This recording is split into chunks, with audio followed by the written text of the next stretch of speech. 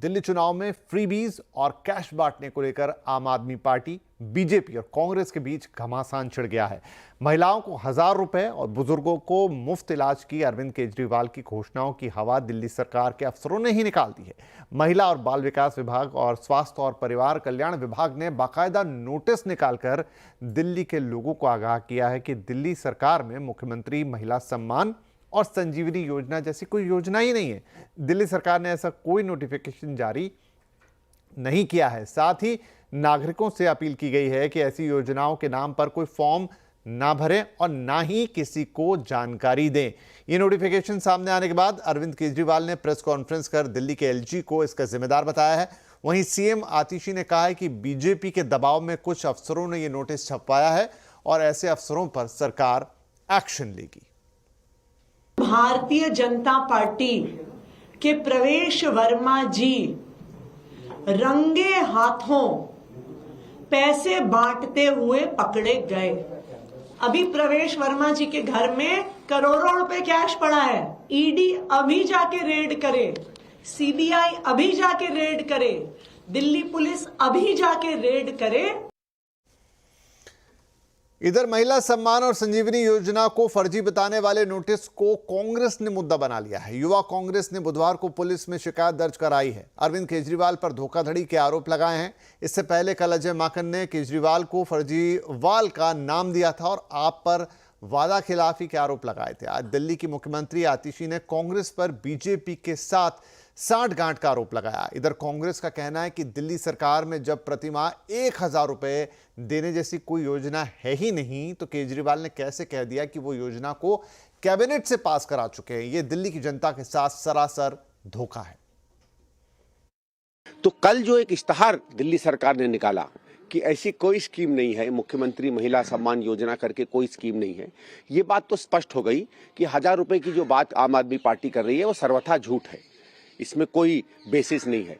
अब सरकार अपने स्कीम के बारे में इतना बड़ा झूठ बोल दे कि उसी के अंदर काम करने वाले अधिकारियों को इसका स्पष्टीकरण करना पड़े, तो ये तो शायद हिंदुस्तान के इतिहास में इतना बड़ा कोई फ्रॉड रहा नहीं है। और ये मैं चाहता हूं दिल्ली का हर व्यक्ति इस बात को सुने। इधर दिल्ली की मुख्यमंत्री आतिशी ने कहा है कि दिल्ली में कांग्रेस ने बीजेपी से हाथ मिला लिया है। बीजेपी कांग्रेस के उम्मीदवारों को फंड कर रही है। आतिशी ने इंडिया गठबंधन में आप को शामिल रखने पर भी सवाल उठाए हैं। भारतीय जनता पार्टी कांग्रेस के प्रत्याशियों की फंडिंग कर रही है। इसमें प्रमुख संदीप दीक्षित जी हैं, जिनको भारतीय जनता पार्टी से ऐसा सुनने में आया है कि फंड मिल रहा है। इनमें प्रमुख फरहाद सूरी हैं, जो जंगपुरा से चुनाव लड़ रहे हैं और सुनने में आया है कि उनको भारतीय जनता पार्टी से करोड़ों में फंड आ रहा है। तो आज हम कांग्रेस पार्टी से ये पूछना चाहते हैं कि वो दिल्ली में भारतीय जनता पार्टी को क्यों चुनाव लड़वा रहे हैं। इधर दिल्ली के पूर्व मुख्यमंत्री साहेब सिंह वर्मा के सुपुत्र और बीजेपी नेता प्रवेश वर्मा पर वोटर्स को पैसे बांटने का आरोप लगा है, लेकिन प्रवेश वर्मा का कहना है कि ये पैसे उनकी संस्था राष्ट्रीय स्वाभिमान ने बांटे हैं। वो इसी तरह जरूरतमंद महिलाओं की मदद करते आए हैं। कल अरविंद केजरीवाल ने कहा था कि उनके चुनाव क्षेत्र नई दिल्ली में प्रवेश वर्मा महिलाओं को 1000 रुपये नगद बांट रहे हैं। स्लम की महिलाओं को प्रवेश वर्मा अपने आवास पर पैसे बांट रहे हैं और वोटर आईडी डिटेल्स भी ले रहे हैं। बाद में केजरीवाल ने कहा कि दिल्ली के अलग अलग इलाकों में महिलाओं को 1100 रुपए दिए जा रहे हैं। केजरीवाल ने यह भी कहा कि बीजेपी प्रवेश वर्मा को सीएम कैंडिडेट बनाने वाली है। पूरे मीडिया को आज साथ लेके जाऊंगा, मैं वहां दिखाऊंगा, वहां लोग कहने को तैयार हैं कि 1000 रुपए देके गए हैं ये लोग। इधर प्रवेश वर्मा ने कहा है कि राष्ट्रीय स्वाभिमान उनके पिता साहेब सिंह वर्मा के जमाने की ही संस्था है जो इसी तरह महिलाओं की मदद करती है। प्रवेश ने केजरीवाल पर तंज करते हुए कहा कि मैं कम से कम शराब तो नहीं बांट रहा।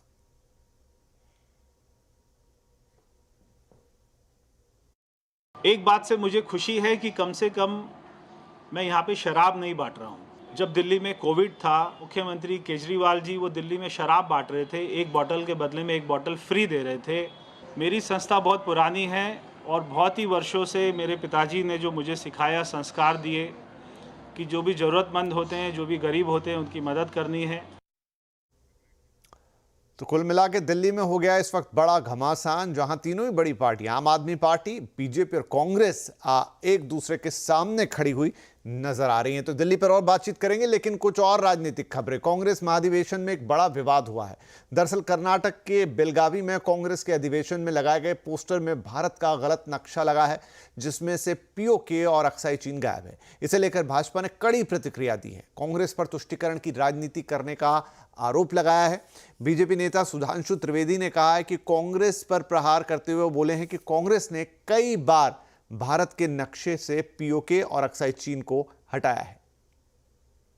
दूसरी तस्वीर उभर कर सामने आती है जो हृदय में बहुत पीड़ा उत्पन्न करती है। बेलगावी में कांग्रेस के द्वारा जो आयोजन किया जा रहा है, उसमें बीजेपी कर्नाटक की तरफ से एक ट्वीट जारी होता है, जिसमें भारत के नक्शे में पाक अधिकृत कश्मीर और अक्साई चिन्ह गायब दिखता है। 2023-24 में बीजेपी ने 20,000 रुपए से ज्यादा के चंदों से 2244 करोड़ रुपए जुटाए हैं। ये इसके पहले साल बीजेपी को मिले डोनेशन से 3 गुना से भी ज्यादा है। दूसरी तरफ कांग्रेस को 288 करोड़ 90 लाख रुपए मिले हैं। चुनाव आयोग की वेबसाइट के मुताबिक बीजेपी को प्रूडेंट इलेक्टोरल ट्रस्ट से 223 करोड़ रुपए का चंदा मिला है, जबकि इसी ट्रस्ट से कांग्रेस को 156 करोड़ रुपए मिले हैं। इस ट्रस्ट के बड़े दानकर्ताओं में मेगा इंजीनियरिंग, सीरम इंस्टीट्यूट, भारतीय एयरटेल और आर्सेलर मित्तल ग्रुप शामिल है। बीजेपी और कांग्रेस के इस चंदे में इलेक्टोरल बॉन्ड शामिल नहीं है। इनकी डिटेल पार्टियों की एनुअल रिपोर्ट में सामने आएगी, लेकिन कुछ पार्टियों ने इलेक्टोरल बॉन्ड से मिले चंदों की घोषणा भी कर दी है।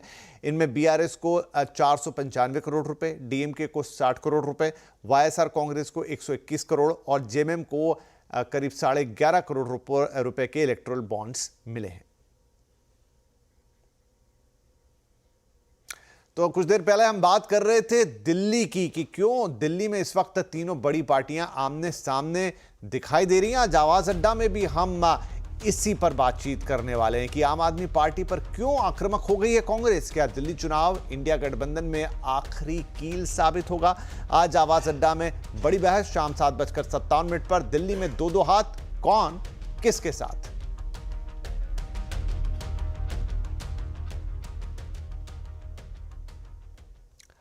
मशहूर उपन्यासकार सलमान रुश्दी की फेमस और controversial book the satanic versus पर भारत में से पाबंदी हटा ली गई है। लगभग 36 साल बाद इस बैन को हटाया गया है। कुछ जगहों पर यह किताब वैसे बिक रही है। दरअसल मुस्लिमों के भारी विरोध के बाद राजीव गांधी सरकार ने साल 1988 में इस किताब पर पाबंदी लगा दी थी। आरोप है कि किताब इस्लामी विचारों का मजाक उड़ाती है। सलमान रुश्दी के खिलाफ विवाद इतना बढ़ गया था कि ईरान के नेता रुहुल्लाह खुमैनी ने मुसलमानों से रुश्दी और उनके प्रकाशकों को मारने के लिए फतवा जारी कर दिया था। रुश्दी ने मौत के डर से लगभग 10 साल तक ब्रिटेन और अमेरिका में छिप कर बिताए थे।